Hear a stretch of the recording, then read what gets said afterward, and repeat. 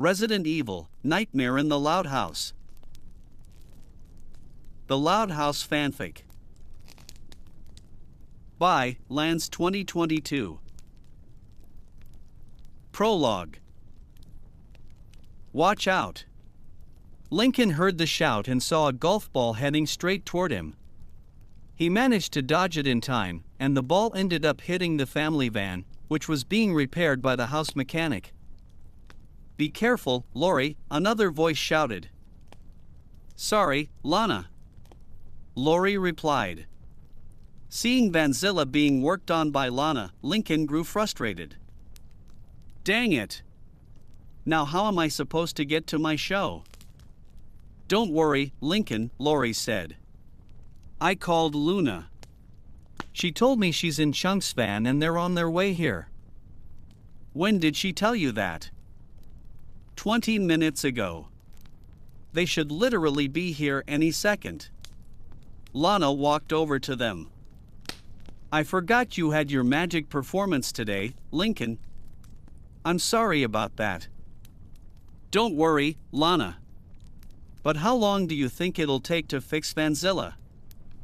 "I started 5 minutes ago, but I found out Vanzilla has more worn-out parts than Aunt Ruth's feet, so it's gonna take me more than an hour." "Oh, wow. Yeah. That's why Mom and Dad left in a taxi." A horn sounded in the distance, and the three siblings looked to the right. They saw that the van had already arrived, and Luna stuck her head and arm out the vehicle's window. "Hey, siblings." The van parked in front of the house, and Luna stepped out carrying her guitar case and a trophy in her hands. "My band and I won the Battle of the Bands. We had several opponents, but there was one band that—" "Luna," Lincoln interrupted, "Lori called you so Chunk could take me to the magic show, and I only have 10 minutes left." "Oh, shoot, sorry for distracting you, bro. Chunk will take you to your show." Chunk got out of the van, grabbed the cart, and stored it in the back of the vehicle, where Luna's friends were sitting. Lincoln climbed into the passenger seat, and Chunk took his place behind the wheel. Then he started the van and drove toward the theater. During the ride, Lincoln felt his phone vibrate. He took it out and saw that his friends were inviting him to a video call, so he accepted. "Hey, guys. How are you?" All 6 of his friends replied that they were fine. "So what are you all doing today?" Lincoln asked. "Today I'm going with my parents to visit my grandma Gail," Clyde said. "That's nice, Clyde." "I have to milk the cows and keep producing more food on my farm," Liam commented. "That's interesting. I'm going to keep up my investigations into more possible beings in the universe." "You never know what you might find," Zach added. "Give it a rest, Zach. It only happened once. I doubt there's more out there in the universe." Leaving that aside, I'm helping my dad at his clothing store, and who knows, maybe a beautiful girl will show up and I'll have to get ready with one of the store's suits to impress her. "With my father's permission, of course," Rusty said. "Keep dreaming, Rusty." "I don't have much to do, so I'll be listening to music or going to Gus's games in Grub," Stella said. "I'd love to go with you, Stella, but unfortunately I'm sick thanks to Zach's sardines," Kara complained. "Don't worry, Kara. Your health is more important. Get some rest," Stella replied. Lincoln nodded and then asked, "By the way, Stella, did Principal Ramirez give you any clue about the place?" "She told me it's going to be a city." "A city? Wow," Clyde murmured. "Did she tell you what it's called?" Liam asked. "Yes, but she said we'll find out on Sunday." "What kind of city will it be? Didn't you ask anything else? Like whether it's somewhere in Michigan or in the country? Or on another continent?" Zach pressed. "Like I said, she only told me Sunday. But what I do know is that it's going to be amazing." The van came to a stop. Lincoln looked out the window and confirmed they had already arrived. "I have to go, guys." "See you later." "See you, Lincoln," they all replied in unison. Lincoln ended the video call and got out with Chunk to unload his things. Chunk took out the cart, Lincoln grabbed the handle, and walked toward the theater entrance. "Thanks, Chunk." "No problem, Lincoln." As he walked, Lincoln smiled to himself. It had been a good start to the day. He didn't know what else would happen that day or in the following ones, but he did know he was going to have a good time with his family and his friends. They had had conflicts in the past, yes, but the past was the past. Things had been worked out, and now they supported him just as he supported them. With that thought, he entered the school, headed for the theater, and walked to his dressing room to put his things away. Royal Woods stretched peacefully under the daily routine, adults on their way to work, teenagers walking around alone or with friends and partners, children playing with other children or with their parents and siblings. Among them were Lincoln's friends and his sister's friends. And, as Lincoln had said, they supported him the same way he supported them. Families and friends helped each other through the best and worst of circumstances. But, how long would they be able to keep supporting each other? And it wasn't about betrayals, but about the circumstances they were about to face. Chapter 1. Lincoln stood in front of his locker, whistling as he put away some books and took out his outfit for the news. However, when he closed the door and turned left, a former friend stopped him. Lincoln looked at her seriously.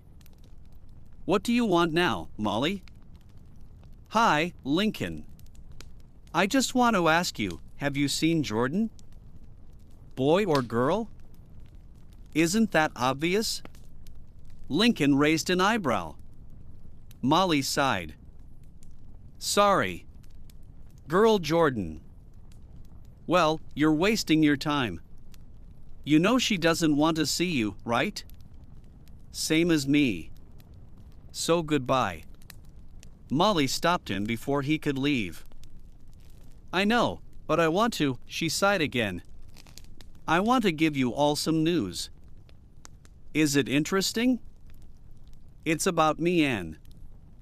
"In that case, save it. I have to go." "Can I at least tell Jordan?" "Please tell me where she is." "I already told you I haven't seen her. Now, if you'll excuse me, I have to go deliver today's news." Lincoln walked off toward the news club, leaving Molly alone and sat in the hallway. She lowered her gaze. She knew it had been pointless. It always was. Maybe it was better to leave it like this. None of them, especially not Lincoln and Jordan, were ever going to forgive her. When Lincoln reached the club door, another classmate stopped him. "Hi, Lincoln. Want a cookie?" "Thanks, cookie." Lincoln tried one, and immediately his pupils seemed to turn into fireworks. Even his hair rose from the impact of the flavor. "Wow, these are delicious." "Thanks." Clyde gave me his recipe in exchange for me giving him the ingredients I use for my cookies. "But don't you use the milk from Liam's cow?" "Yes, but I only use it when I run out of my grandmother's milk." "Oh, okay. Well, I have to go in and do today's news. See you later, Cookie." "Before you go in." She handed him a bag of cookies. "For your friends. Courtesy of me." "Thanks. See you." Cookie left, and Lincoln entered the newsroom. 2 minutes later, Lincoln and Clyde appeared in front of the camera. "Good morning, Royal Woods High School," they both said. "Today we have shocking news," Lincoln announced. "There was an incident in the teacher's lounge and 5 students witnessed it. Liam, we're live." Liam appeared on screen next to Zach, the cameraman. "Thanks, Lincoln." As you can see, 3 teachers are completely soaked and the 5 students are here. To keep this short, we'll ask them a question similar to the last one. Liam approached the first student. Tell us, Ricky, do you have any idea how this happened? I have no idea. I was heading to the bathroom and suddenly the door burst open along with a wave and the teachers. Okay, thanks. Liam walked over to a female student. Miss Hannah, do you have any hunch? Well, no, but I do have to say the pipes have been failing lately. All right. He moved to the next one. Tell us, Dirk, do you have any theory about this? All I can say is one of the teachers broke a pipe or the sink in the lounge bathroom. Okay, thanks. He turned to another student. Miss Tina, do you have an idea of what happened? Yes. I found some screws lying around when the door burst open. Liam stroked his chin. I think the crime scene is starting to come together. Finally, he went to Christina. Christina, what can you tell us? Not much, honestly. I was calmly walking down the hallway to the bathroom, but when I got close to the teacher's lounge, the door flew open and Ms. Salter, Mr. Budden, and Mr. Ballhoffner came shooting out with the wave. Don't you have any idea how it happened? I have too. The first is that there was an overload, and the second is that the lounge pipe was clogged. Anyway, I have to go to the bathroom. Thanks for the interview. Christina started to walk away, but before she could turn the left corner, a hand appeared holding a wrench. She stopped short so she wouldn't be hit by it. I've got the culprit. Liam and Zach ran toward Christina and the student who had stopped her. I, Rachel Parker, have discovered who was guilty of such an act, Rachel declared, pointing with the wrench. It's her. Everyone present in the hallway gasped. Of course not. I was walking to the bathroom when this happened, Christina replied. Of course it was you, and I have proof. Liam immediately stepped closer. What proof? This wrench and this. Rachel pulled out a walkie-talkie. Zach focused the camera on Christina while Liam held the microphone toward her. Were you an accomplice? That's not enough proof to justify me being part of this. Then static was heard from the other side of the device. Christina? This is Chandler. I saw how the teacher's lounge got flooded. Good job, sis. That'll teach them not to fail a McCann. After those words, Rachel turned off the walkie-talkie. Everyone in the hallway looked at Christina angrily, especially the 3 teachers, while she smiled awkwardly. Well, we've got the culprits now, Liam said. Back to you, Lincoln. Thanks, Liam. Now we go to Stella with another story. Stella appeared on screen next to Rusty, the cameraman, inside the school lab. Thanks, Lincoln. Here we are with Penelope, who's going to show us an invention she's been working on for weeks. Penelope raised a ray gun.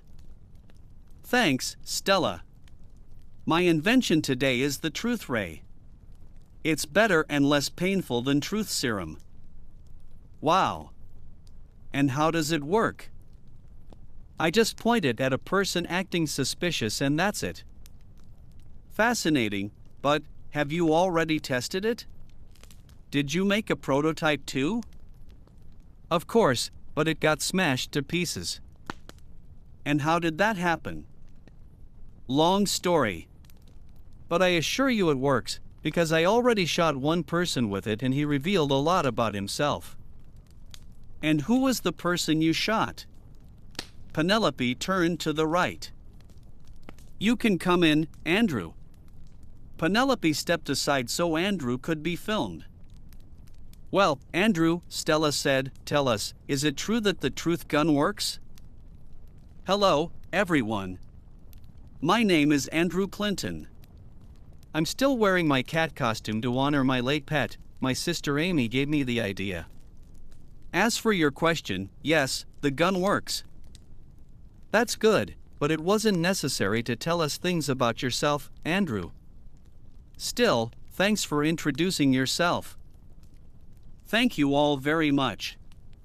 Remember not to take anything from my locker, because that's where I keep all my cat food. It's a lot of food. I keep my notebooks in Boy Jordan's locker. Andrew walked away, leaving Stella, Rusty, and Penelope stunned and uncomfortable. I'm going to make a few adjustments to the laser gun, Penelope muttered. The broadcast returned to Lincoln and Clyde. Well, those were the school news stories, Clyde said. And we also have outside news from our classmates, Lincoln added. Our classmate Elizabeth Franco earned the record for the greatest number of flowers grown in her gardening, surpassing many people in Royal Woods. An image appeared on screen showing Elizabeth hugging her flowers. And Artie and Brownie managed to jump over the Royal Woods chasm on Chad's bike, Clyde continued. Another image showed Artie shouting with joy and Brownie screaming in fear while they crossed a huge gap on the bike. Then Chad was shown, teary-eyed, hugging his destroyed bicycle. The good thing is nobody got hurt. Too bad the same can't be said for the bike. Poor thing, Lincoln commented. Now for one last piece of news. He adjusted the papers in his hand. But this one has nothing to do with the school or our classmates. This news is more outside than we thought. What's the story, Lincoln? Clyde asked. This weekend, a new pharmaceutical company is going to open. I know what you'll say, what's so surprising about a dumb, simple pharmaceutical company? Well, here I'll tell you some details I got thanks to my sister and summarized. Lincoln lifted a couple of sheets. This pharmaceutical company was created in the late 60s, stayed secret for several decades, and finally, the difference between this pharmaceutical company and the others in the world is that it wants to take a bigger step. What does that mean, buddy? While others sell products from different laboratories, they have their own laboratories to create their own products, and all of that was done in the early 70s. That means their products will be more advanced than everyone else's. Incredible details. Do you know what their products are? I don't have that information, but we'll see it this Sunday. Sometimes simple things can surprise you, because now I'm already excited. And those are today's news. Thank you very much for joining us. We're Lincoln Loud and Clyde McBride. See you next time. The camera shut off. The one operating it was Girl Jordan. At that moment, the rest of the gang came back. Thanks for your help, Jordan, Stella said. It was a pleasure helping you. And thanks for hiding me from Molly, I was already fed up. It was a pleasure helping you, Rusty said, shooting Zach an angry look. And we also thank you for replacing Kara, because someone gave her expired sardines. I already told you I grabbed the wrong can, Zach defended himself. Whatever, thanks a lot for helping us, Liam cut in. If Molly bothers you again, remember you can count on us. Jordan smiled. Thanks, guys. You know, I've been thinking about joining you all and making my own sports content if you like the idea. That's an excellent idea, Lincoln replied. It's better than the nonsense Chandler did when he was here. He's just a huge idiot. Thanks for accepting it. That's right. Besides, you're welcome here. That's great. I swear I won't let you down. Anyway, I have to get to class. See you later. Jordan waved goodbye to the six of them as she walked toward the door, and the gang waved back. It's also time to get to class, Lincoln said. But first I want to give you the cookies Cookie gave me. I already ate one, you guys take the rest. His friends took the cookies, and after the first bite, they had the exact same reaction Lincoln had. "Wow, Cookie really outdid herself with my recipe," Clyde said. "I just hope she doesn't steal my credit." "All right, guys. Time to go to class." Lincoln, Clyde, Liam, and Stella walked to the lockers and put on their usual outfits. The four of them, along with Zach and Rusty, left the clubroom while Lincoln turned off the light and closed the door, leaving the place completely dark. Lori Loud, Tuesday. Lori opened the door to her apartment while sunlight streamed in from outside. She pulled the curtains open and, once inside, walked over to her closet to take out her golf clubs. "Okay, Lori. You literally took a gap year from Fairway, but that doesn't mean you don't get to see your college friends." She opened the closet, took out her old case, and headed to her car to place it in the back seat. "Still, the same thing is happening to me as with my other friends." She took out her phone, turned it on, and opened the gallery. There she found a photo of herself with her two old friends. "Carol, Roger. I literally miss you guys so much. I have no idea what you're doing, but I hope you're having a good time. I hope I get to see you again someday." Without saying anything else, she put her phone in her left pocket, opened the back door of the car, placed the case inside, closed it, and walked to the driver's seat. Once inside, she started the vehicle and drove toward the golf course. Meanwhile, outside the course, Lori's college friends were waiting for her. "Why is Lori taking so long?" Marissa said, pulling out her phone. "I'm going to call her to see if she's okay." "Relax, Marissa," Ewan said. "You know she has 10 siblings. It's not easy getting out of the house without them butting in. Or maybe she was helping one of them." "I know, Ewan. It's just that I don't have much time to spend with you guys today." "And why is that?" asked another of their friends. "I wanted to use this day off not just to be with you, but also to be with my family." "But vacation starts next week, doesn't it?" "Yes, but I haven't seen my siblings and my parents in several months. Even though Francisco spends all his time practicing baseball." "Relax, you still have time to see them." "With me, though, it's different with Kaido. He's almost always hanging out with his girlfriend. If I remember correctly, your brother's girlfriend is one of my sister Alice's friends. And just like your brother, she has a girlfriend too." "Wow, I didn't know that about your sister, Raj. And do you support her?"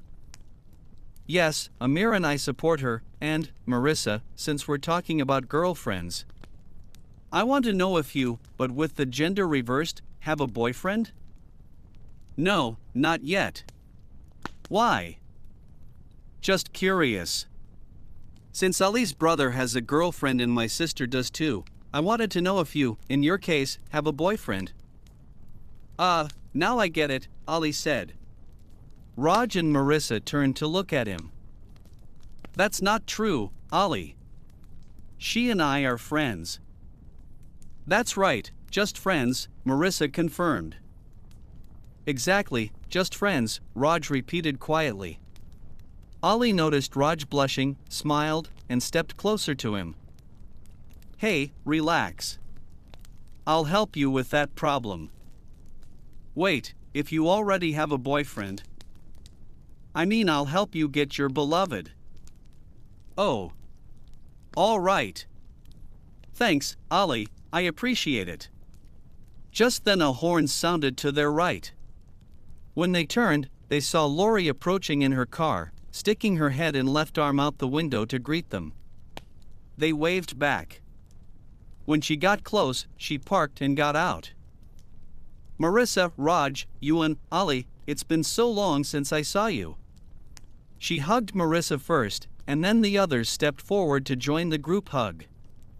3 seconds later, they pulled apart. "How are things at your house?" Raj asked. "Well, the usual, noisy. But that's how we are, and nothing and no one will ever change that. Did anything interesting happen to you? Ewan asked. Yes, actually, I went through several things. Incredible. If you want, you can tell us, Ollie said. Of course, but I'll tell you inside. I'm going to get my golf clubs and park the car properly. By the way, can I borrow one of your clubs? I forgot mine, Raj asked. All right. 8 minutes later, the 5 of them were at a golf attraction. Each one hit their ball to get it into the hole. Everyone made it except Marissa. Dang. Well, next time. Lori let out a small laugh and went to her bag to get more balls. But on the way, a child shouted a name she never expected to hear again. It's Ace Savvy. Dad, look. It's Ace Savvy. Lori looked at the boy from a distance, and instead of smiling, she became sad. That name brought back memories of a moment she could not forget. She lowered her gaze, opened the bag, and took out another ball. But when she turned around, the boy and his father were already standing in front of her, which startled her. Sorry for scaring you, miss, the father said. My son wants a picture with you. Do you mind? Lori wanted to go back to playing and try to forget, but she thought the boy would insist and follow her until he got the photo. So she accepted. All right, I don't mind. The boy stepped closer, and Lori knelt down to his height. Both of them smiled. But unlike the child, she could barely hide the discomfort and pain the situation caused her. The father took the photo, and the boy hurried back to him, thanking her excitedly. Thank you very much, miss. You're welcome. Wait with Mom, the father told the boy. The little boy nodded and walked away. Then the man looked back at Lori. Miss, before I go, I need to tell you something. What is it? Nothing bad. I just want to say that I'm sorry for what you had to go through, and that even now I still feel guilty about it. That made her even sadder as the memories kept stirring inside her. I'm sorry for what happened to your brother. My son doesn't know about it because I shield him from the bad news that sometimes exists, and it's better that way until he grows up. I hope you recover soon and forget it completely. Lori lowered her gaze. That sounds impossible, but thank you for those words, sir, she said with a weak smile. I needed them. It was a pleasure to help. Have fun, miss. The man went back to his family. Lori stopped smiling and fell back into her sadness. Her friends approached after noticing the delay, and at once they saw her looking downcast. Lori, is everything okay? Ewan asked. Yes. I'm fine. I just had a bad memory, that's all. I don't want to say more. You can tell us so we can help, Ollie offered. No, guys. It's not necessary. But still, thanks. Remember, you can always count on us, Marissa added. At that moment, a golf ball hit Raj in the cheek. Ow. Who did that? The 4 of them turned toward where Raj was looking and saw a dark-skinned little girl with 2 pigtails that looked like pom-poms, holding a golf club. I'm sorry. As the girl apologized, her older brother rushed over, angry about what had happened. Roselle, I told you to give me back my club. You're not ready to play yet. I'm sorry. I just wanted to learn to play like you. I know, but you don't have to rush. While the boy scolded his sister, Lori stepped closer and, when she got a better look at him, was completely stunned. Roger? Is that you? Hearing his name, the boy was left speechless. Lori? She didn't think twice and hugged her friend. Roger hugged her back. I thought I'd never see you again after I started college. Carol and you and I got separated because the three of us didn't all get into Fairway. Yeah. I was sad too that I didn't see you for such a long time. But here we are again. You have no idea how much I missed you. I can say the same. Besides, we're not the only ones. They pulled apart. That's right. My Fairway friends and I are here to play on some of the course attractions. Roger looked at the group behind her and then back at Lori. Well, I mean the two of us. We're not the only ones here at the course. What do you mean? Before he could answer, a girl they both knew walked up to them unnoticed. Lori? Lori turned to the right and, upon recognizing her, her eyes filled with tears. No way. Carol? Lori, it's been so long. Lori hugged her, and Carol returned it tightly. I can't believe you're here too. I missed you so much, friend. I can say the same, Lori. I missed you too. They separated, and Lori looked at both of them emotionally. I can't believe you two are here. You have no idea how much I missed you. We missed you too, Carol said. It's such a coincidence running into each other, Roger added. Literally. My Fairway friends and I are here to play after such a long time. Carol and Roger greeted the group behind Lori. They greeted them back. We're here with Roger's little siblings to have fun, Carol explained. I wanted to do the same with my siblings, but they refused. Don't feel bad. Someday they'll want to spend time with you. I hope so. Ever since we moved, they spend more time on their own stuff, as if they didn't already do that before in our old house. I'm sorry about that. Don't worry. I'm used to it by now. Lori took a deep breath. Let's talk about something else so you don't keep thinking about it. Do you want to spend time with us? That way you can all get to know each other and maybe become friends. Yeah, why not? Roger said.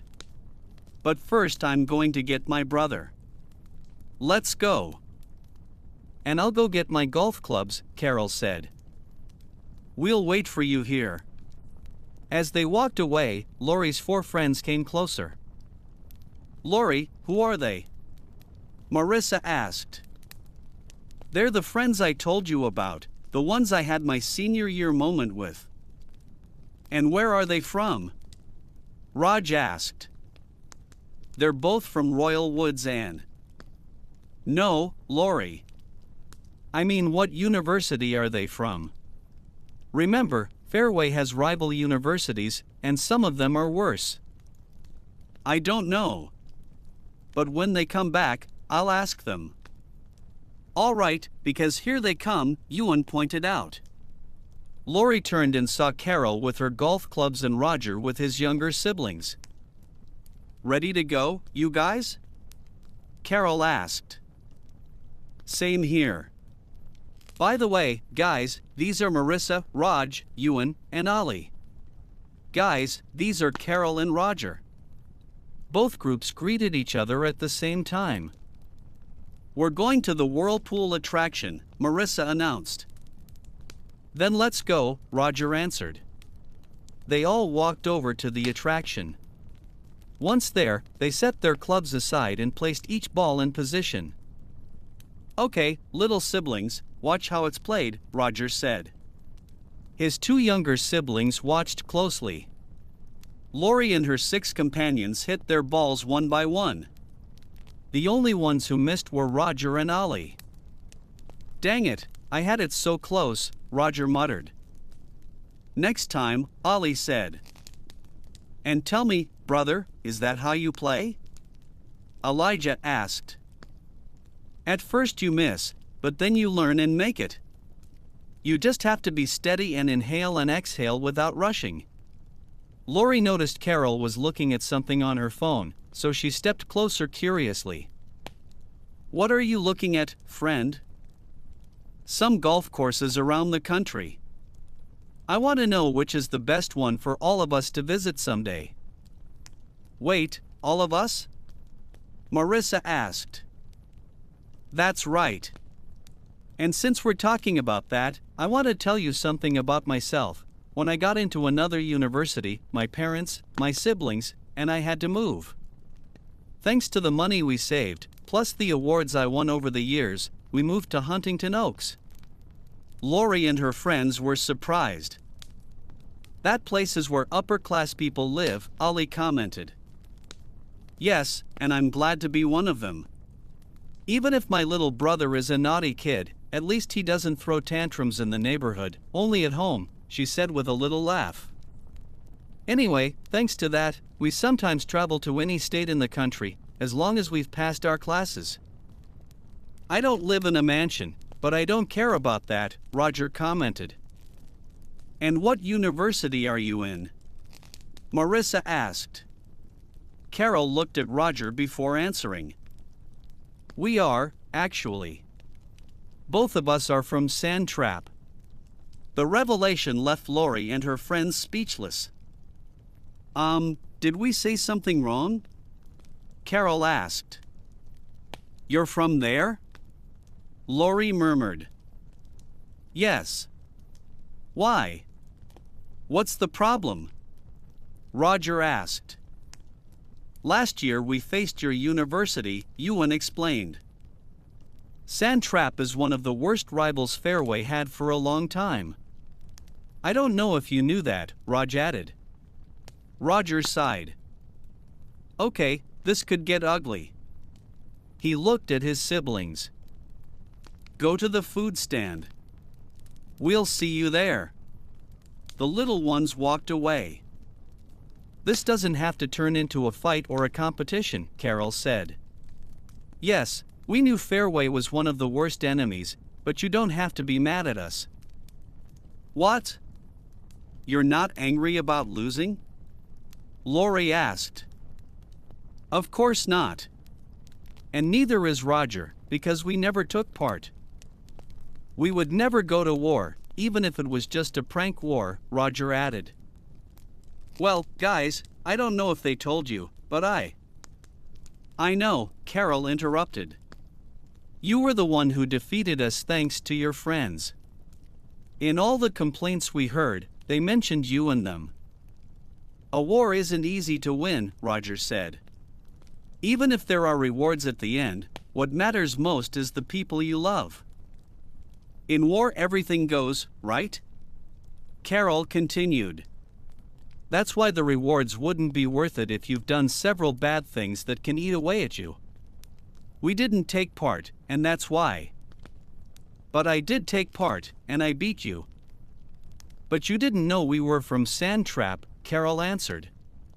"Like I said, in war there will be bad things that eat away at you, and rewards that won't be worth it. You feel bad for beating us, but we're happy to see you. Do you understand?" Lori nodded, moved. "I understand. Thank you, guys. You really are the best." "Thanks," Roger said, "but I think we'll have to start from scratch with your friends. I think they already hate us." Marissa smiled softly. "No, relax. We've seen that your affection for her is as great as ours. You don't care what happens in a battle or a war, you care about each other, even if you're on opposing sides. There will never be war inside us. Only peace." Lori was left impressed. "Wow. I really heard beautiful words today." "Roger and I read sometimes," Carol said. "And I've been watching a lot of movies in my free time," Marissa added. "So, are we going to another attraction?" "Speaking of attractions, I just found a great golf course," Carol announced. She showed them the image on her phone, and a chorus of amazement came out of their mouths. "And where is it?" Lori asked.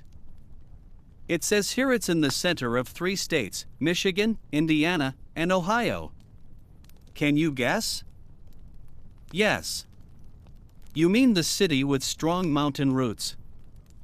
Of course. Roger frowned. I don't know which city you mean. The city is Raccoon City, Lori said.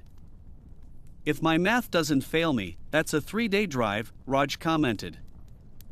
The good thing is that summer vacation starts in a week, Ollie added.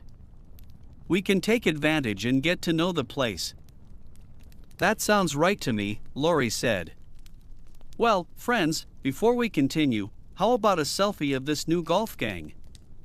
Everyone gathered behind her. Lori lifted her phone and pressed the button. The lens flashed brightly. Lenny Loud, Wednesday. Lenny lowered her phone after taking a picture to post on her social media.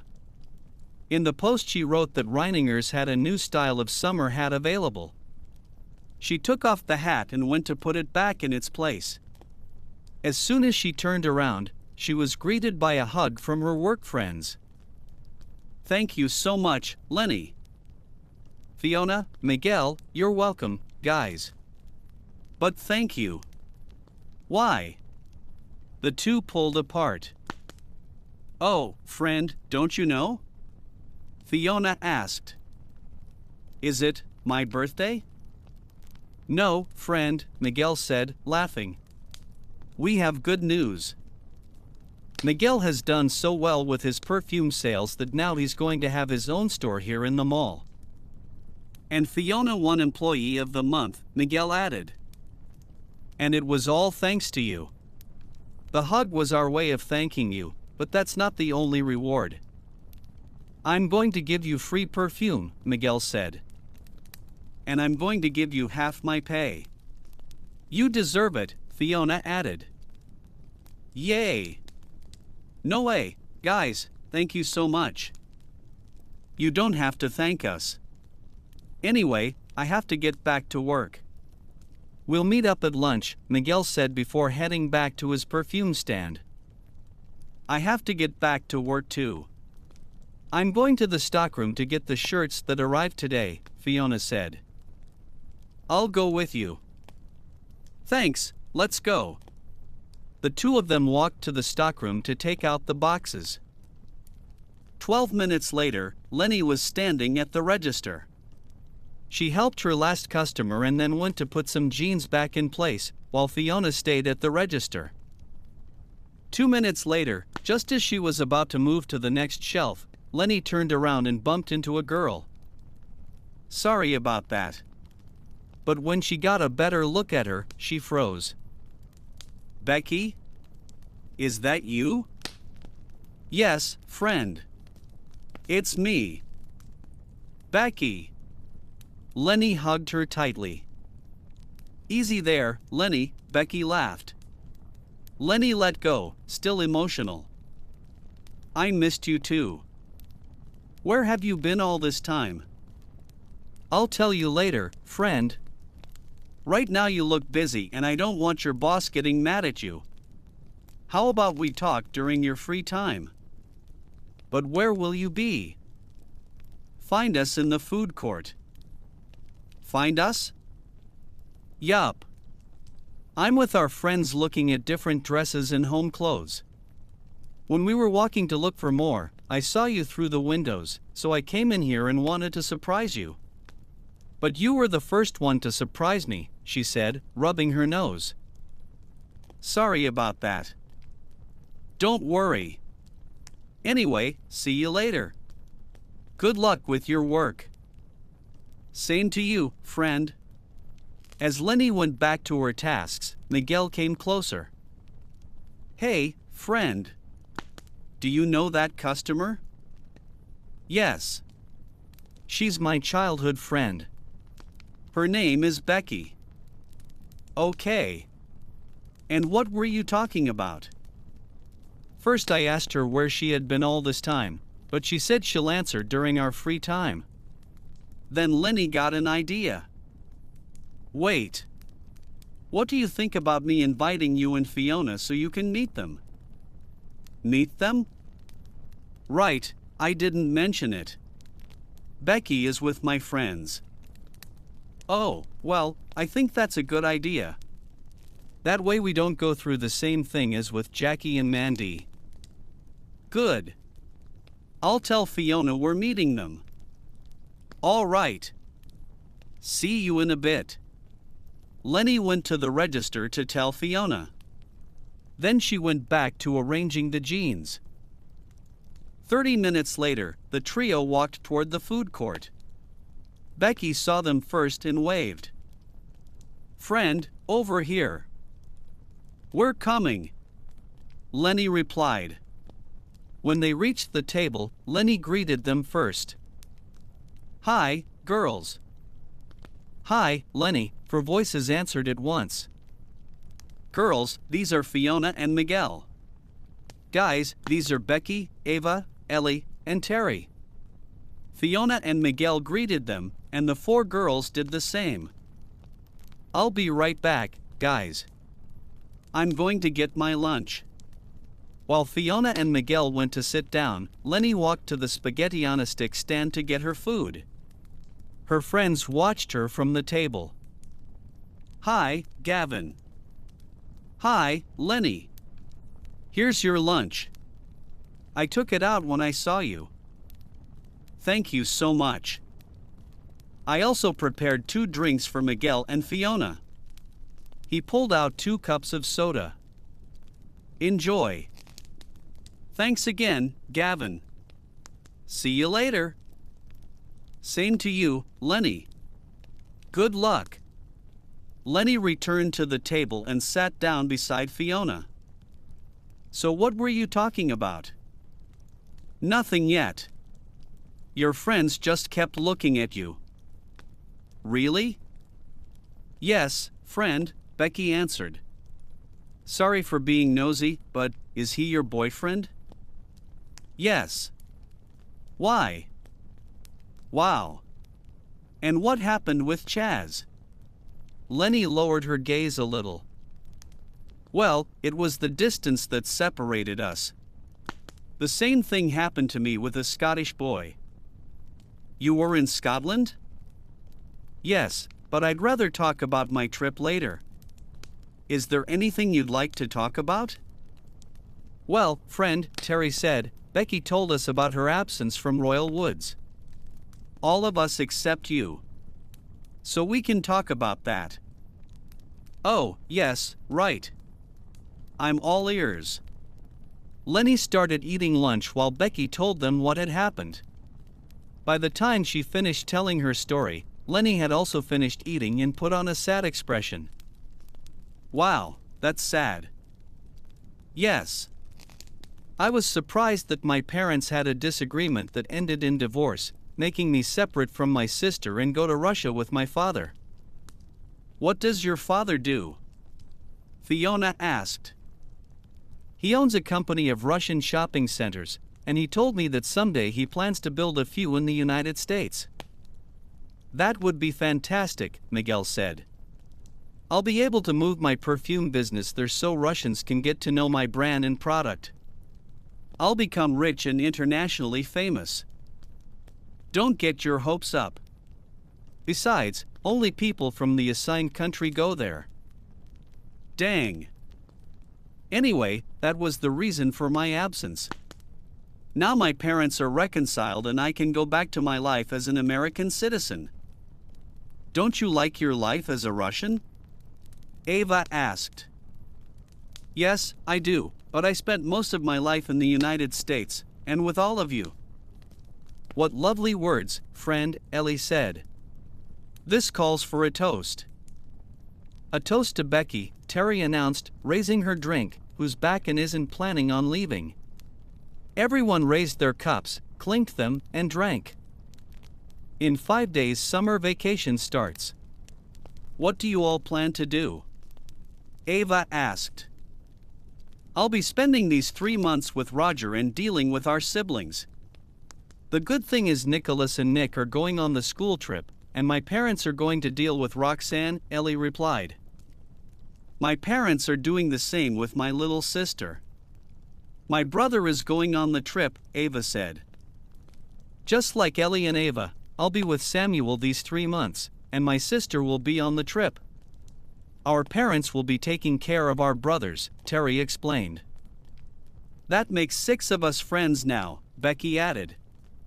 My sister is going on the trip, just like Tad's sister. And since he only has one younger brother, his parents can take care of him, and the 2 of us will be together on romantic outings. Oh, friend, who would have thought? We'll have 3 months of free time, Ava said. You girls are definitely going to have fun, Fiona commented. Miguel and I work almost every day and don't have time to go out. Didn't you try asking your boss for at least a week off? Ellie asked. Yes, but who's going to take care of Reiningers? Mrs. Carmichael can't handle it by herself. You could tell her to close the store for at least 5 days, Terry suggested. That wouldn't be so bad. Let's just hope she agrees. And if she does, what do you plan to do? Becky asked. Me, relax at home, Fiona replied. Same here. Since my sister will be on the trip, I can have 3 free months without seeing those scarves she's always wearing. They're already out of fashion and I don't like that, Miguel said. It's surprising that we all have siblings, especially Lenny and Ellie, who have more than 2, Becky commented. And that they're all at the same school, Ava added. Well, I'm the only one who doesn't have siblings, Fiona said. Lenny smiled. Hey, what if we do our own trip? That wouldn't be bad, Miguel said, but we don't know if Mrs. Carmichael will give us days off. But in case she does, where do you think we should go? I want to go to Detroit, Fiona replied. Or we could go to Los Angeles, Ellie said. I say we should go to Hillwood. I read that the owner of Lloyd Dresses lives there. It would be beautiful to meet her, Ava commented. I think it's best to go somewhere close to Michigan so we don't spend money on plane tickets, Becky said. Oh, come on, friend. You're rich. You can pay for our flights, Ellie teased. I know, but all that wealth is in Russia. Here I'm a humble American. Well, I know a city that has very beautiful clothing. I know thanks to the internet, Lenny said. What's it called? Miguel asked. Have any of you ever been to Raccoon City? Never, Becky said. Me neither, Ava added. I went last year, Ellie replied. I saw a very handsome muscular man with white hair, or maybe he was blonde, I honestly don't remember. Wow, what Roger would say if he heard you, Becky said. That man was very handsome, but I'm not going to cheat on the man who truly loves me. Please don't tell him about that man or he'll think I'm cheating on him. Relax, friend. Your secret is safe, Terry assured her. And getting back to the city, I also saw the designs, but on TV, and they're beautiful. You've convinced me, Fiona said. If Mrs. Carmichael gives us at least a week off, then we'll go. Same here. We've never gone and we want to know that store in the city, Miguel added. It's a 3-day drive. Let's hope she gives you more than a week off, Becky said. I hope so too, Lenny murmured. By the way, Lenny, why did you and Chaz break up? Ava asked. It was the distance. He went to a university just outside Royal Woods. He went to college before you? I thought you were both the same age. No. He's a year older than me. Well, friend, as long as your new boyfriend makes you happy, that's all that matters. He does make me happy. He always gives me my lunch and dinner, and we have fun at the arcade and the movies, and he helps me with clothes that might be in style. All of this reminded me of what Chaz and I used to do. I miss him a lot.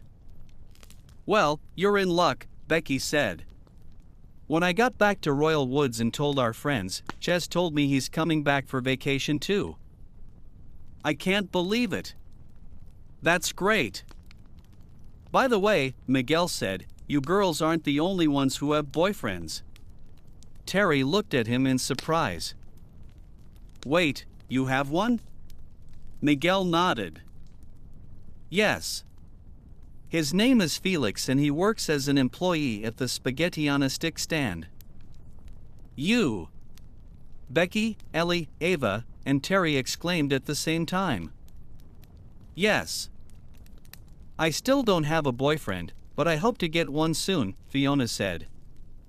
Wow, girl. You're almost alone, Becky joked. I know, but I'm already used to being an only child. And I'll get a boyfriend soon. I wish you luck, friend, Lenny said.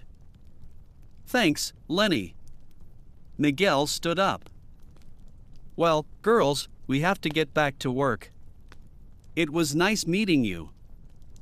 Same here, they said. Wait, Lenny interrupted.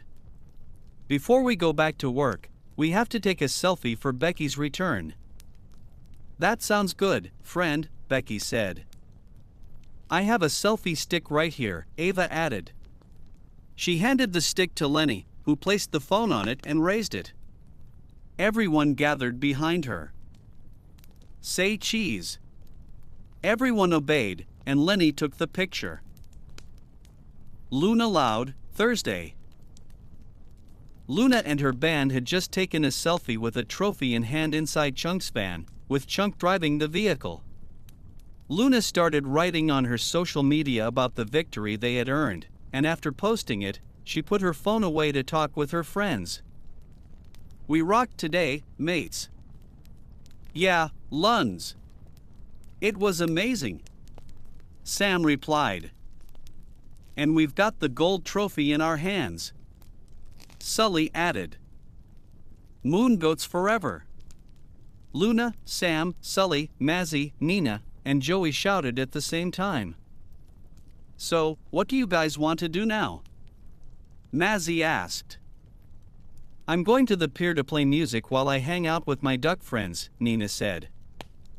I'll be doing my nerd stuff or helping Benny with his mechs, Joey commented. Boring, Mazzy complained. But I like them. Don't worry, Joey. Those are your tastes. Boring, but tastes, and they should be respected, Nina replied. I'm going to have the house to myself for 3 months.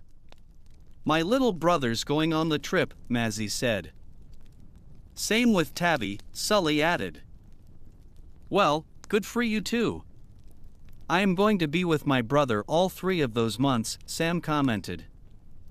Do you have anything you do together? Joey asked. Well, I'm really into rock and he's into video games, but we still have sibling moments. Oliver spends all his time with his overweight friend on their bikes.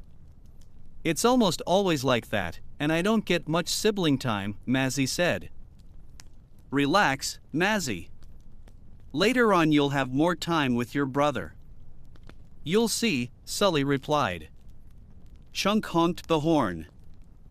We're at your house, Luna. Thanks, Chunk. The van parked in front of the Loud house, and Luna, together with her friends except Chunk, got out. See you, mate, Luna said. See you, guys. Congrats on winning. Thanks. Good luck with your stuff, Sam replied. Same to you. Chunk drove away. Luna and her group entered the house shouting. We won. The shot startled Lola, Lana, and Lily, who were on the couch watching TV, and also Lincoln, who was carrying a trophy in his hands toward the display case. Sorry about that, siblings, but we won, Luna said. Well done, Luna, Lana replied. Thanks, Lance. I'll be waiting for you in the garage so we can work on our next song.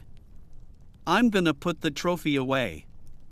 Sam, Sully, Mazzy, Nina, and Joey walked toward the garage while Luna approached the display case, greeting Lincoln on the way. "Nice trophy, little bro.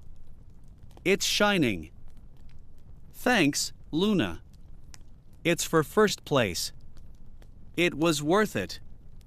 Lincoln and Luna placed their trophies in their respective spots. "It's amazing that you have and use your talent, Lincoln," Luna said. "I know forgetting those moments of exclusion will take time, but you managed to become somebody, little bro." Lincoln lowered his gaze for a moment. "Thanks, Luna. And yeah, those were hard moments, the protocol, the greenhouse contest, the girls' guru, and Ace." Luna knelt beside him. "Hey, Link, those things are over. And, again, I'm sorry we made you go through all that. We're going to move forward, little bro." "Thanks for those words, Luna. You're a good sister." Luna hugged him. "Keep succeeding, Lincoln." "You too, Luna." She pulled away and asked him, "Do you know where you're all going on the trip yet?" "Still nothing, but Stella told me it'll be a city. For now it's a secret. Anyway, I have to go see my friends at Gus's Games in Grub. See you later." "See you, Link." Lincoln left, and Luna walked toward the back door that led to the yard and garage. As she stepped outside, she saw one dressed as a mime, acting like one. "Why are you doing that, sister?" Luan responded with a series of physical movements, trying to give her a message. Since Luna didn't understand any of it, she simply raised an eyebrow, gave a thumbs up, and continued on her way to the garage. Luan continued with her act, but accidentally tripped and fell backward. Luan loud, Friday. Luan fell onto her back, laughing. Beside her was Benny, also laughing. When they finally calmed down, they looked at each other and held hands. "That was fun, Luan." "Yes, I know," she replied with a mischievous look. "Do you want to do it again?" Benny copied the expression and pointed at the hill to his left. "I would, but I don't want to feel like my lunch is coming back up again, so later." They both stood up and walked hand in hand uphill, where their theater friends were. "Is Benny okay?" someone asked. "Yes, just a little dizzy." "I'm not doing that again until my stomach is empty," Benny admitted. "You're a baby," Leo mocked. "But at least I take care of my body, Leo." Everyone reacted with a chorus of teasing noises. Luan and Benny sat next to one of their friends. "What are you guys doing this weekend?" Luan asked. "Rex and I, along with Liberty, Leo, and Parvana, are thinking of taking a trip to the lake outside Royal Woods," Spencer explained. "We asked Spencer's parents for permission to take us. They agreed, and while we were at it we invited him," Rex added. "Awesome," Benny said. "Shannon, what are you doing this vacation?" "Honestly, I don't know. Maybe I'll go on a trip with my parents and my sister." "Come with us on the fishing trip." "We're going to have fun," Leo invited her. "Yeah, it'll be fun," another of their friends added. Shannon hesitated for a moment and then smiled. Okay, I'm in." Then she looked at Luan and Benny. "What about you two? What are you going to do?" "Benny and I haven't thought about it yet," Luan replied. "You can come on the fishing trip," Rex proposed. "No, thanks. There are enough guests already," Benny replied. "Okay, then how about you do your own trip?" another of the boys suggested. "Well, that wouldn't be bad. But where to?" Luan asked. "You could go to California to get to know Hollywood better. Or you could go to another country off the continent, like India, where I'm from," Parvana suggested. "I don't know," Luan said. I don't think our parents have enough money for a trip that lasts several days. Besides, it's likely our families would want to go too, which would make it very expensive, Benny added. Well, I know some cities outside Michigan that you can get to by car. What you'd spend is gas, Rex said. Well, that wouldn't be bad. Amy and I know one. We stayed there for 2 weeks last year, Rex commented. That city is Raccoon City, Amy said. Benny became thoughtful. I've never been there. Me neither, but how long does it take to get there? Luan asked. If my math isn't failing me, 3 days, Liberty replied. Then we're going, Luan said decisively. Speaking of that city, I heard the new pharmaceutical company comes from there and that they create their own products. I also heard they're going to have more than one headquarters around the world, Shannon commented. That's cool. Do you know what it's called? Rex asked. No, I don't know that. But the grand opening starts next Monday. I think Lisa will be part of the opening, Luan said. Does she work with them? Leo asked. No, but this pharmaceutical corporation caught her attention a lot and she wants to be part of the ceremony. Good for your little sister, Luan, Benny said. But now that I think about it, what if all of us go to Raccoon City? Dude, we weren't invited to the ceremony. By the way, Luan, do you know if your sister Lisa got invited? Rex asked. She's trying to get invited. I wonder how that'll go for her, but I'd better ask her later. And getting back to the city, Benny continued, I don't mean going to the opening. I mean staying there for a few weeks. I don't know. The fishing trip we planned is close to Royal Woods, Amy said. But you could have more fun. There's a river near the city.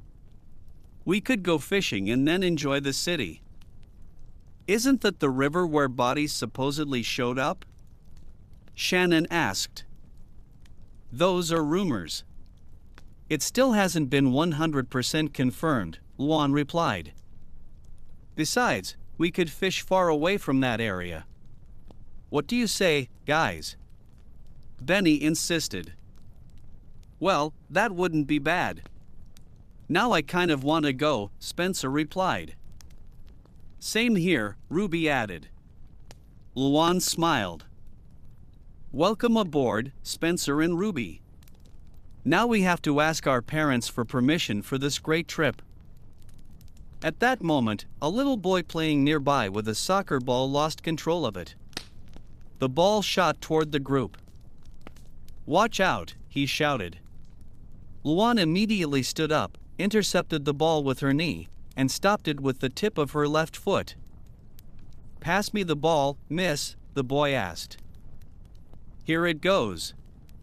Luan flicked the ball up with her foot and kicked it. Lynn Loud, Saturday. Lynn received the soccer ball from Margot and ran toward the opposing goal. She kicked the ball and scored just before time ran out, causing her friends and teammates to lift her up for having won the match. Later, they were all in the locker room.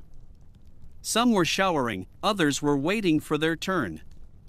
Lynn was talking to her friends while she waited. Thanks for the compliments, girls, but you all did a really good job too. We know, but you led us to victory, Margot said. Thanks, Margot. But we also thank you, because without you and your effort we wouldn't have won. In fact, all of you deserve thanks for the effort you gave to win. Thank you very much, Lynn. It's nice that you changed, Paula commented. You're welcome. That Lynn stayed in the past. At that moment, the coach came in holding a trophy. Congratulations, girls. You played very well. Thank you, Coach Keck, they all replied. Go shower and then head straight home. I'll take the trophy to the school display case. Lynn and the others obeyed. When two girls came out of the showers, Margot and Paula went in, while Lynn stayed outside with Maddie and Carla. While they shower, what do you girls think you'll do these 3 months? Lynn asked. Well, I'll be with Kaido, but only temporarily, because he plans to go on the school trip, Maddie replied. And why don't you go with him? Carla asked. My parents forbid it because my 2 cousins are coming to visit. All right. And you, Carla? Lynn asked. For now, train. And then find a boyfriend. What about you? Well, just train and keep training. You have to do something besides training. Why don't you invite your boyfriend so the 8 of us can go out together? Maddie proposed. The 8 of us? Yes. You and Henrik, me and Kaido, Margot and Elliot, and Paula with that boy she met when we went to Dairyland for the screen whisk. Oh, now I remember.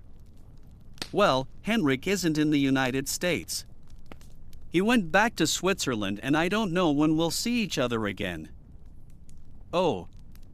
Well, you can hang out with Carla, training, and having fun. I don't know, Maddie.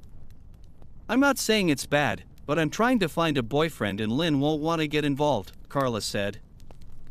Then you could take a family trip, Maddie suggested.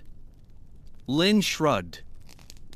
Well, my brother Lincoln is going on the trip, my other sisters will be with their friends or their boyfriends, in Luna's case, with her girlfriend. Maybe I'll go on the trip with Lincoln, honestly I don't know. Well then, go.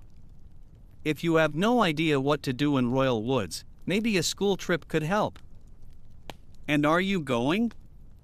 Lynn asked. I'll be in Royal Woods. Like I said, I want to train and find a boyfriend, but if you're going, then I'm in, Carla replied. I'll try to go so I can be with Kaido. I hope I can convince my parents, Maddie said. We should ask the others if they're thinking about going.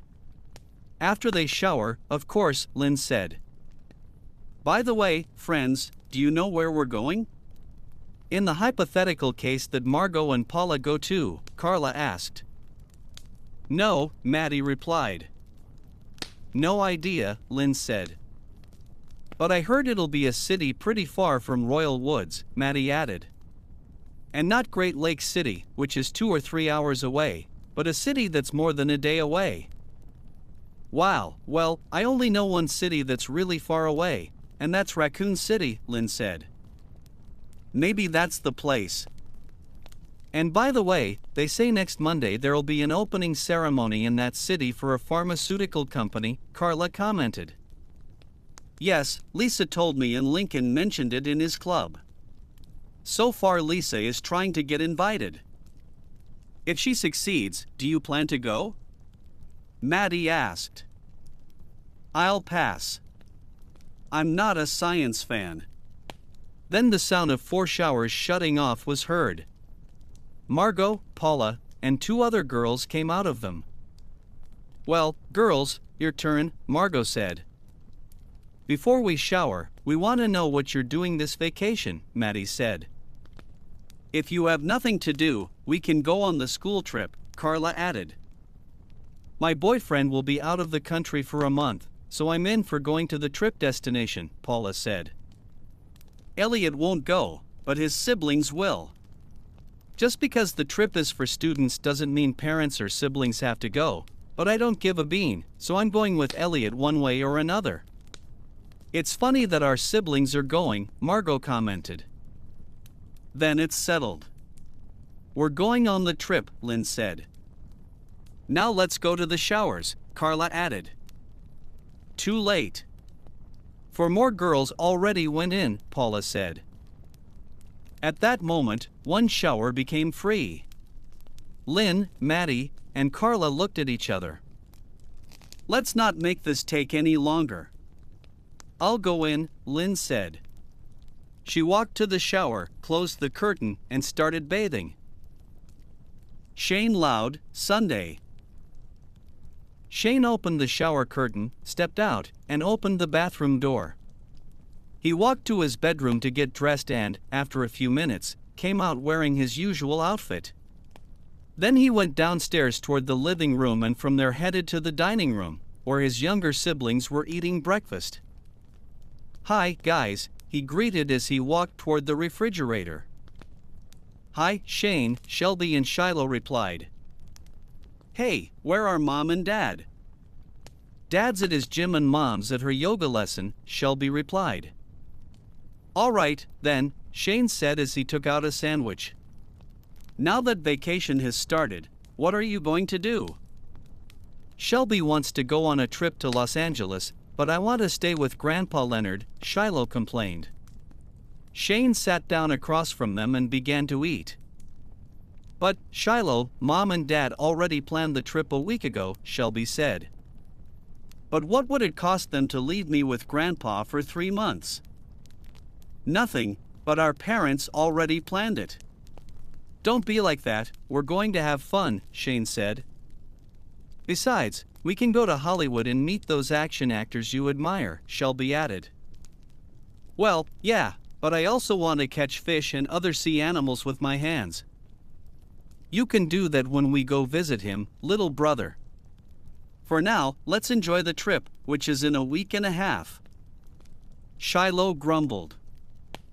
"At least I'll get to see my favorite actors." Shelby picked up her orange juice. "I'm done with breakfast." "Are we going to the park, Shiloh?" "Yes, why not? Just wait for me to finish." "I'm staying home watching TV." "Somebody has to stay and keep an eye on the house," Shane said. Shelby looked at him with some doubt. "Hey, Shane." "Yeah?" "Sorry for asking this, but why don't you have any friends?" Shane went still. "Huh? Shiloh and I do, just like our cousins." "But you?" "Even when Mom or Dad are home, you still stay behind." "How do you know that?" "It's a guess. Every time we come back, you're always home." "Well, you're wrong, little sister. I do go out." "With who?" Shiloh asked. "With friends, obviously. I still haven't gotten a girlfriend." "Then why don't they come over so we can meet them?" Shelby asked. Shane sighed. "Because who am I kidding? I don't have any friends." Shelby stood up and gave him a comforting pat on the shoulder. "Shane, it's not too late. You'll get some." "I hope so, because I'm shy around strangers. I wish I were like our cousins, with friends and a partner." "You'll get them. Just believe in yourself." Shelby went back to the sink with her plate and glass. Shiloh finished shortly after and did the same. Then the two of them walked toward the door. "Be careful of bullies. Especially those 2 fat gorillas," Shane warned. "But those 2 have been missing for several months," Shelby replied. "True, but be careful anyway." "You too, Shane." "See you." Shiloh and Shelby said goodbye. Shelby opened the door, and both of them left the house. Shane finished his sandwich and his juice. After washing the glass and plate, he walked to the living room and turned on the TV. As he changed the channel, he kept thinking about what Shelby had said about not having friends or a girlfriend. Since childhood he had never had friends, and now, at 17, he still hadn't gotten a girlfriend either. To distract himself, he pulled out his phone and opened his social media, where he found pictures of the older Loud sisters and Lincoln together with their friends and love interests. Shane let out a sigh. Sometimes he sang in front of his family and had their support, but why was he so shy about talking to strangers and, especially, to women? Why had he never asked for help? To drown his sadness, he turned off his phone and put on a comedy movie on Disney Plus. Sunday. At Royal Woods High School, Lincoln, his friends, his classmates, and the rest of the students were seated in the gym bleachers. The teachers and Principal Ramirez stood in the center to reveal the trip destination. Good morning, everyone, the principal began. First of all, I'm sorry you're at school on a Sunday, but that's what we agreed on with the school board. Anyway, as you know, we're finally on summer vacation, and this assembly is to reveal the destination of the one-month trip. The students complained when they heard that. I know I said it would be 3 months, but the money no longer stretches that far. Just so you know, it was spent on the buses we rented for the round trip to the city and also on the rental of your rooms in a luxury hotel. Now the students were murmuring among themselves. Some looked satisfied, others were still upset by the reduced time. Besides, what's left of the money will be used to pay for what you buy and what you eat. Just don't pick the expensive stuff too many times. All right, without further ado, I'm going to announce the city where we'll be staying for a month. Merrill, drum roll, please. Merrill began to drum while Ramirez took out some papers. And it is, the principal looked up when the drumming stopped. Raccoon City. Some students cheered, others complained that it wasn't a more famous and attractive city like New York, Los Angeles, or Chicago. Some had even thought it would be outside the country. But, Principal, can't you change the city? We could go to Los Angeles and stay somewhere with a beach view. Artie shouted. Or another country. I heard flights to the United Arab Emirates are on sale this week. Chad added. Do you speak Arabic? Andrew asked. No, but you learn by messing things up. Ramirez raised a hand to impose order.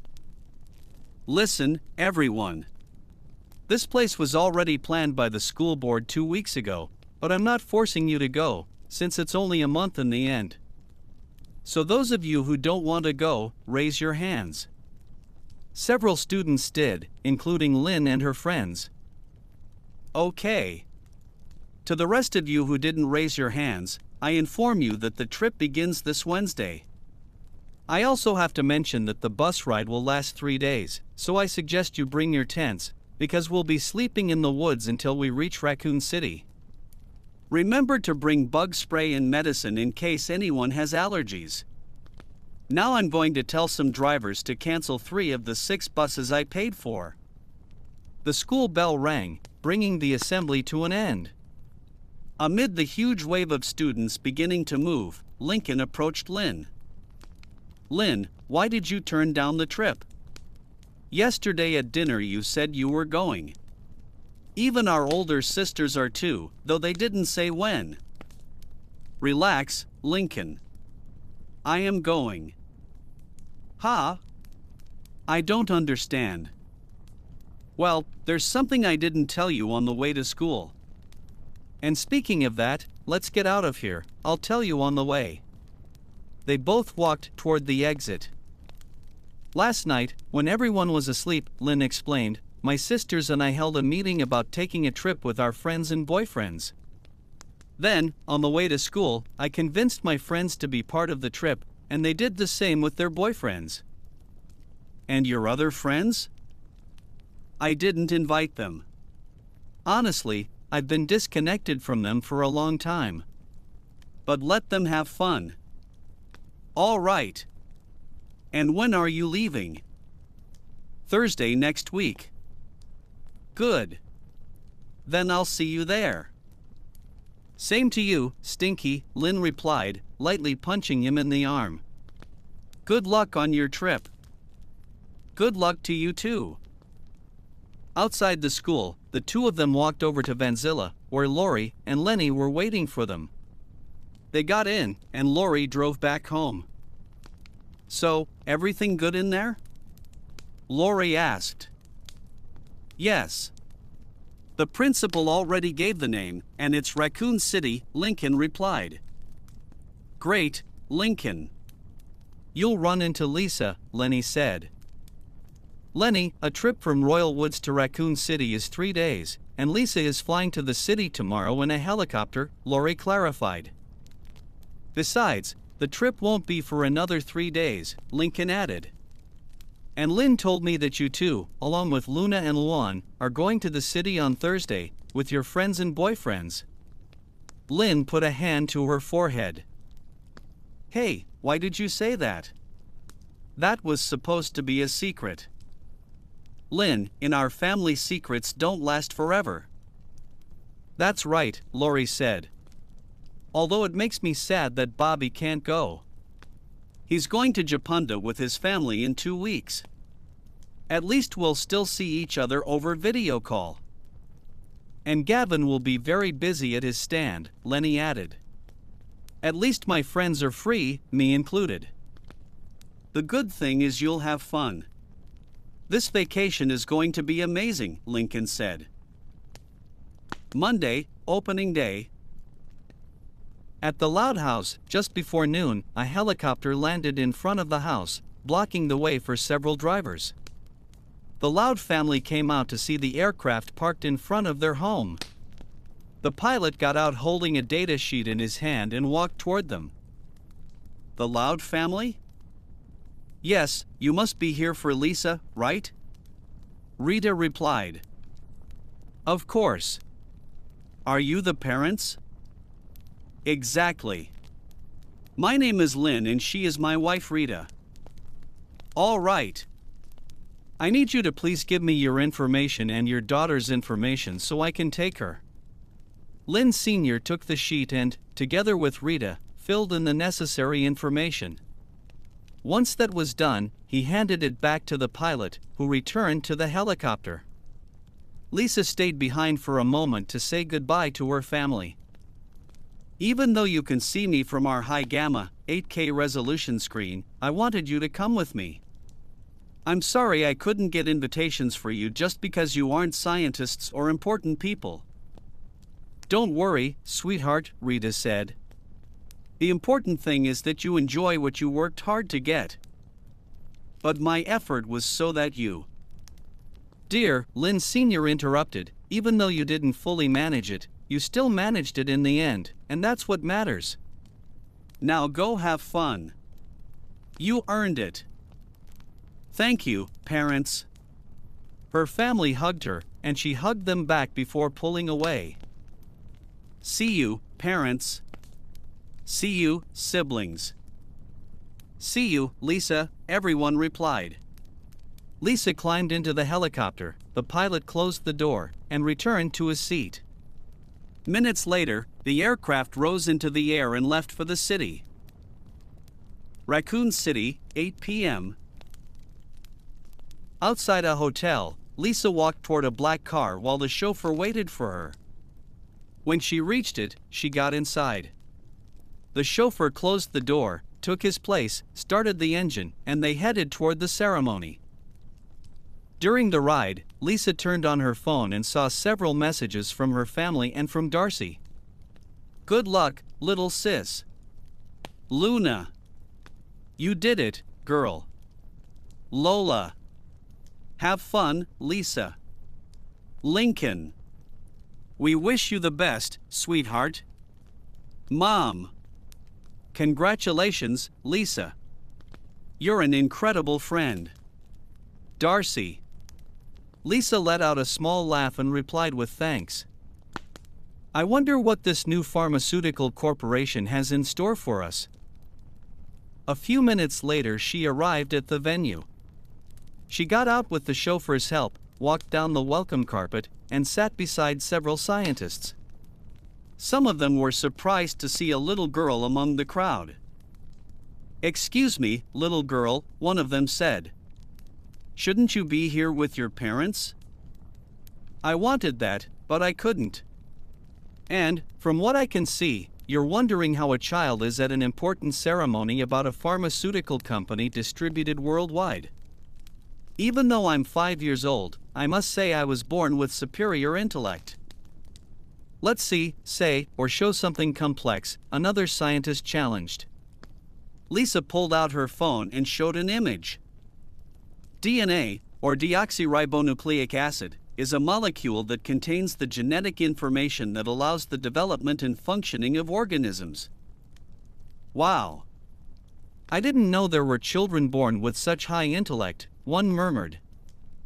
It's not an impossible thing, but this is something you don't see every day, another added. Thank you for that compliment. By the way, what time does it start? Lisa asked. In half an hour. In that case, I need to go discharge the transparent yellowish watery liquid produced in my kidneys, or, in simple terms, pee. Lisa got out of her seat and asked where the restroom was. After one of the scientists explained it to her, she walked toward the facilities. On the way, she stopped for a moment, watching important people and representatives from other governments arrive at the venue. This is historic. Whatever this corporation shows us, we'll be ready. She went into the bathroom, relieved herself, and seconds later came back out. But as soon as she exited, she found herself face to face with an old man in a wheelchair. "Excuse me, little one, but where are your parents?" the man asked. "Well, sir, you won't believe me if I tell you." "What do you mean?" "I came alone and I'm here because, like most people here, I'm a scientist. Obviously, I'm a 5-year-old girl, but I have superior intellect." The old man moved his chair closer and observed her more carefully, perhaps thinking she was an adult with dwarfism. But after getting a good look at her, he understood she was telling the truth. So a 5-year-old girl at an opening with people in their 30s and up, this is quite impressive. That's right. By the way, like many others, I'm excited for the opening of the pharmaceutical company, and I've heard a lot about it, so I conclude it's going to be historic. I assure you, miss. My last name is Loud. Okay, Miss Loud. I want to tell you that what's going to be presented here really will be historic. You're going to be amazed by what's coming. Lisa's eyes widened with excitement. Wait, you know what's coming? Of course. You see, I wasn't planning to introduce myself yet. But since I've already revealed a little of all this, I may as well do so. Wait, are you? Yes. I am one of the founders of that company. By Einstein's brain. I can't believe I'm standing in front of one of you. And now, with what you said, I'm even more eager for this. That makes me happy, Miss Loud. You're about to witness a great change in the world. Now I have to go. My colleagues are waiting for me. It was a pleasure meeting you in person. See you later." The founder moved toward the stage, while Lisa went back the other way. "This is going to be exciting," she murmured. Several reporters were arriving at the event. Some were foreigners, others were from the United States. "All right, Catherine, we're live in 3, 2, 1, a cameraman said. "This is Catherine Mulligan reporting from Raccoon City. Today marks the opening of a pharmaceutical corporation distributed in other parts of the world. For now, the name of this new corporation is still a secret, but what we do know is that something big is coming for us." The report was being broadcast at that moment and watched from several places: the Loud family, the Loud cousins' house, the Casagrandes, the Changs, the residents of Sunset Canyon Nursing Home, the McBrides, the Honeycutts, the Girdles, the Spokes, the Zaws, Kara with her parents and brother, the Rosados, the Pingrees, Lori and Lenny's friends from different televisions around town, the Sharps, the Steins, and, in the case of Lynn's friends, by radio. But the opening was also being watched from the Raccoon City police station and from a secret laboratory. Lisa checked the time on her phone and discovered that there was less than a minute left. She checked the recent messages again. "Thanks, family. Whatever this is, it's going to change our lives." The lights in the venue went out. Only the stage lights remained on. Several scientists stepped out of the darkness and stood before the crowd. Then they moved apart from left to right, and the curtains behind them opened, revealing the silhouettes of 3 elderly people, one with a cane, another still able to stand on his own, and the last in a wheelchair. The 3 moved into the spotlight.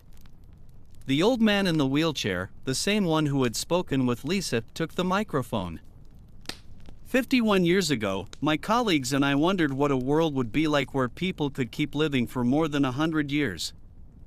We believed it would be impossible, but we discovered several different organisms, other kinds of life forms that we studied. It took us a long time to understand what they provided, but we finally discovered it. They give us a long life. They give us an opportunity to live.